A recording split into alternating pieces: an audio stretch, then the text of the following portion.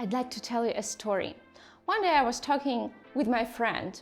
We were talking about work indeed from the very beginning of our conversation. So she's a marketer and I'm a marketer too. And I asked her, hey, Kate, how do you measure your efficiency? Or better, how do you measure the efficiency of your business? And she told me the following.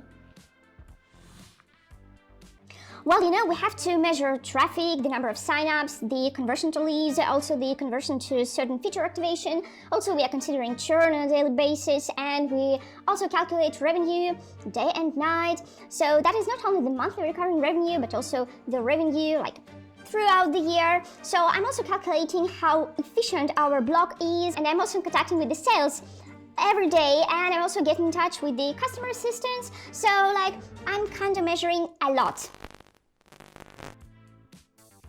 Did you hear that? I also did. Well, I should say I was shocked.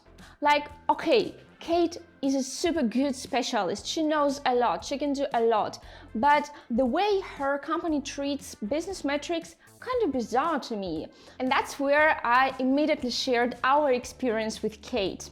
And our experience is all around one single metric that we track with our team, and that is the North Star metric. So my story today is about what North Star metric is, and I'm going to tell you more about it in details.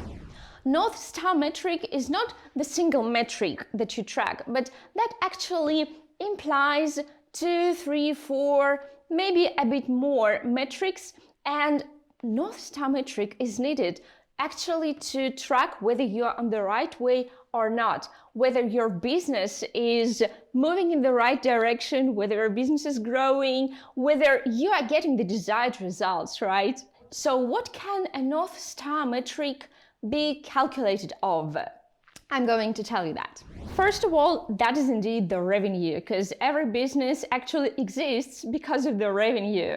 Next is the value you deliver to the users. In other words, it shows how valuable your product is to your customers. And one more thing that is super important for a North Star metric is ease of measurement. You can easily measure it. Yeah, you got it, right? Got it. For instance, your North Star metric is the number of users who sign up. It's pretty easy to measure, so you can track it with a certain service that collects data for your business. And it is also the sign that your company is getting the revenue. So the number of signed up users certainly shows that you are getting the profit. And of course, the more users sign up, the more valuable your product is. So that means the product is of great interest to the users. So indeed, they spend time on it and they do sign up. This type of metric, unfortunately, doesn't show the engagement rate or probably something connected with the support, right? But still, it does show that your company, your business is making money. All right, now your question might be do I really need a North Star metric? Or better say, okay, I don't have a North Star metric. Where should I start? And indeed, you know that book, right? Yeah, you know it. Start with why. A North Star metric is first of all needed for the product team, because product team understands, okay, guys, we do the right product for the right users. We hear them, we understand them, and we deliver what they actually need. The metric grows, it means we are growing as well, and it means we are on the right way. Secondly, this metric helps to track the progress of the whole company.